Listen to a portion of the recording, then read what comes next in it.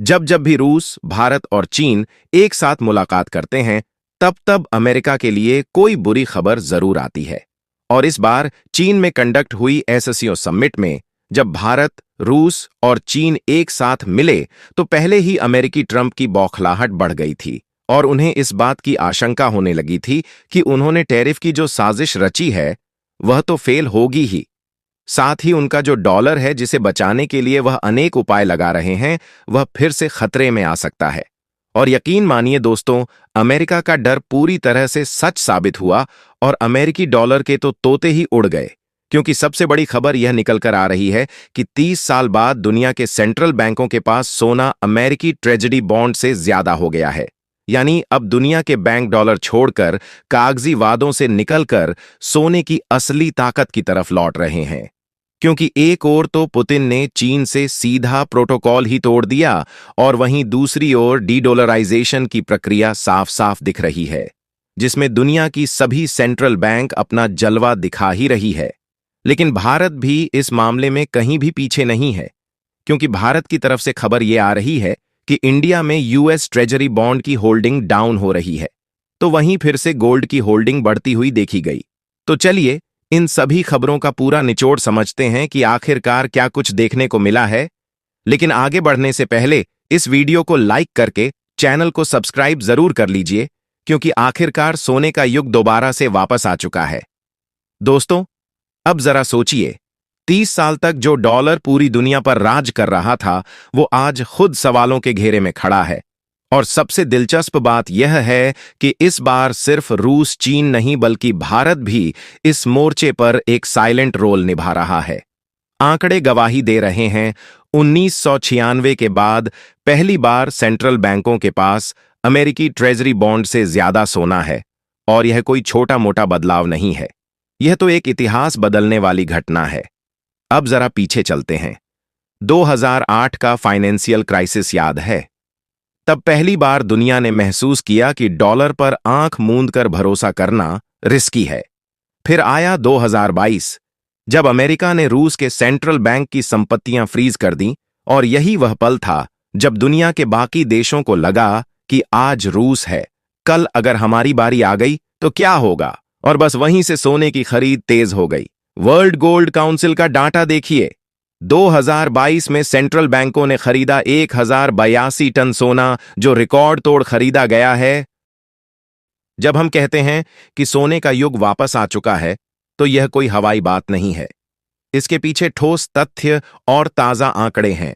International monetary fund यानी IMF और world gold council की रिपोर्ट बताती है कि दुनिया के सेंट्रल बैंकों ने 2022 से लगातार रिकॉर्ड मात्रा में सोना खरीदा है। सिर्फ साल 2022 में ही दुनिया के सेंट्रल बैंकों ने करीब 10,136 टन गोल्ड खरीदा था, जो पिछले 55 सालों का सबसे बड़ा आंकड़ा था। और 2023 में भी यही सिलसिला जारी रहा, खासकर रूस यूक्रेन युद्ध और अमेरिका चीन टेंशन के बीच। यानी साफ है कि अब दुनिया डॉलर पर भरोसा कम कर रही है और सोने को अपना असली सुरक्षा कवच मान रही है। और इसका सबसे बड़ा परिवर्तन हाल ही में देखने को मिला, जब उधर अमेरिका केवल ब्रिक्स से ही डर रहा था कि ब्रिक्स कंट्रीज आपस में मिलकर नई करेंसी और पेमेंट सिस्टम लॉन्च कर दें।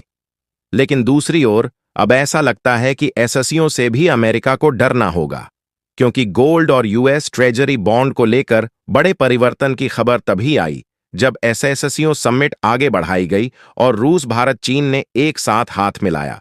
फिलहाल इस समय बर्बाद हो रहा है अमेरिका का यूएस ट्रेजरी बॉन्ड। तो सबसे पहले यह समझते हैं कि यह होता क्या है।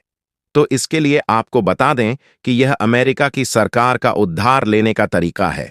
दरअसल जब अमेरिका की सरकार को खर्च चलाने के लिए पैसे की जरूरत होती है, जैसे सेना, रोड, हेल्थ, बजट और घाटा पूरा करने के लिए, तो वह लोगों और देशों से पैसा उधार लेते हैं। इस उधार को ट्रेजरी बॉन्ड्स कहा जाता है। कोई भी व्यक्ति, बैंक या देश जैसे भारत, चीन, जापान अमेरिका को पैसा उधार दे सकता है और बदले में उन्हें फिक्स ब्याज और समय पूरा होने पर पैसा वापस मिलता है। लेकिन अब जो परिस्थितियां आ रही हैं, वह उससे साफ साफ दिख रहा है कि दुनिया को अमेरिका के ऊपर से भरोसा उठ गया है। कोई अमेरिका को उधार देना नहीं, अगर आप इस चार्ट को अपनी स्क्रीन पर ध्यान से देखें तो इसमें यूएस ट्रेजरी बॉन्ड को नीले कलर से और गोल्ड होल्डिंग को पीले कलर से दिखाया गया है। जहां इस पॉइंट पर आप देख सकते हैं कि साल 2025 में 1996 के बाद पहली बार गोल्ड होल्डिंग यूएस ट्रेजरी के ऊपर चली गई। क्योंकि गोल्ड बॉन्ड की बात की जाए तो इस पर देशों का भरोसा बढ़ रहा है। आपको बता दें कि यह सोने में निवेश करने का सरकारी तरीका है, लेकिन बिना असली सोना खरीदे। भारत में इसे सोवरन गोल्ड बॉन्ड यानी एसजीबी कहते हैं, जो भारतीय रिजर्व बैंक सरकार की तरफ से निकालता है। मान लीजिए आप सोने में निवेश करना चाहते हैं लेकिन घर में सोना रखने का रिस्क नहीं लेना चाहते, तो आप सरकार से गोल्ड बॉन्ड खरीद सकते हैं। जो भी पैसे आप लगाते हो उतने ग्राम सोने की कीमत के हिसाब से बॉन्ड मिल जाता है। और एक बात पश्चिमी देशों को हैरान कर रही है, जो यह है कि हाल ही में एससीओ समिट में पुतिन ने सीधा सीधा यूक्रेन युद्ध का ब्लेम नाटो और पश्चिमी देशों पर लगाया, जिससे वेस्टर्न को अब इस बात का एहसास हो रहा है कि ना तो ग्लोबल ट्रांजैक्शन में उनका दबदबा चलने वाला है और ना ही दो देश को आपस में भिड़ाकर हथियार बेचने की रणनीति काम आने वाली है। बाकी आपको क्या लगता है कि गोल्ड और ब्रिक्स करेंसी का दबदबा होगा या फिर डॉलर का दबदबा अभी भी रहने वाला है? अपनी राय कमेंट में जरूर बताएं और इस वीडियो को लाइक करके अपने मित्रों तक शेयर जरूर करें ताकि उन्हें भी जानकारी मिल सके।